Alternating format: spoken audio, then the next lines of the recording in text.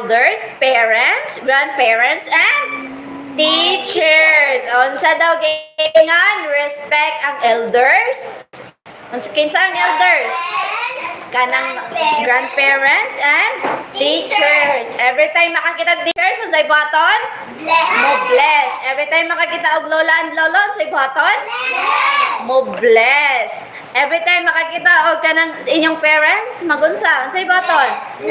So you have to respect. Pag naagani magstorya, respect each other. Kung naagani magstorya, dapat paminawon. You have to respect each other. Dili kay nagstorya si teacher dire. Dili mo ko dira. Napon man nagsigig tabi sa inyong tapad. Napa na respect? Wala. Oh, wala. So what you are going to do? Respect elders, parents, and teachers. Okay, babe? Balik na sa number 1. Some people try, dili mo mo respect mo. Dili mo mo respect. Oh, because they are being rude. Sa unang bata, sa amin kayo Kuan, they are going to kana daw mga bata sa bata pa dili ka balong mo respect. Kanang madala dyan na niya inigkadako din kaysa may looy. Sila na gihapon kay every time makaadto sila laing lugar, makakita sila away.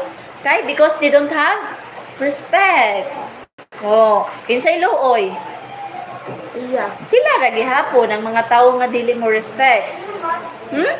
Kay every time mo adto ka og laing lugar, makakita ka og away. Dili man siya kaaway, Ha? Kung ang uban mangaway nimo, paubos lang good.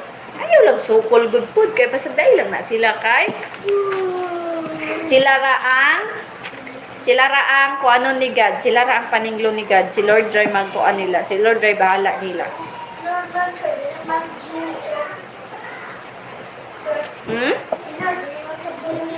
Dili siya? Hoy, he is more than a genie. Imagine the Lord created the heaven and earth. Can genie do that? Oh, diba? He is more than... Oh, Lord created you. Animals, tanan. Dali mong makita sa earth. Si Lord ang nag-create. Sure, but si Lord, paano sa'yo? Just close the Sure, si Lord, masing ka, yung ising ka, dahil puting ko, sika, wala din kwarta, wala din tambal, mag-ampo ka ni Lord, wala din kwarta. Pag mag-ampo day ka ni Lord, Lord, tagay ko karon ng fried chicken, Lord. Bungan day ka ni Lord ng fried chicken. Hindi naman ba, chicken? Unsa day ay? Pag moingon ka, Lord, tagay itong tambal karon. Naday pharmacy si Lord sa ibaba, bungan ka niyang tambal. What you are going to do, di ba? Pag mag-ampo ka, di ba? Si Lord, dili siya literally nga, Lord, tagay ko lechon, Lord. Bungan ka isa ka lechon, dili ko siya inana.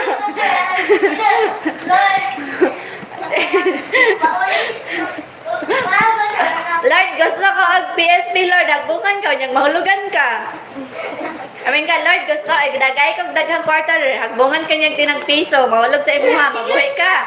Tinunta si Lord, powerful pa sa Jesus. So, abin ako, nakakuhaan siya. Ha? No.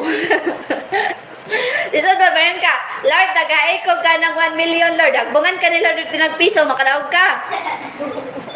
Nakada kay 1 million, pero nahulugan ka, namatay pud ka. Gusto ka ginana.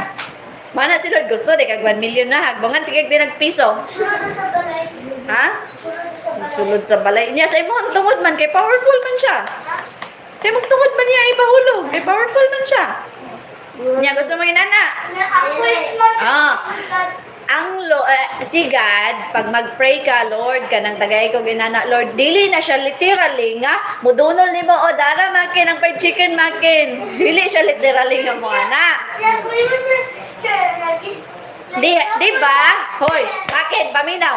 Di ba, pag mag-pray ka, Lord, i-guide me sa among kan, Lord, tagay mi pangadlaw-adlaw kan unon, Lord. Di ba? Si Lord naghatag siya ways nga imong mama tagag trabaho para imong papa tagag ka ng trabaho kay para maka-earn siya money so that ni ka provide ng food. Ako mo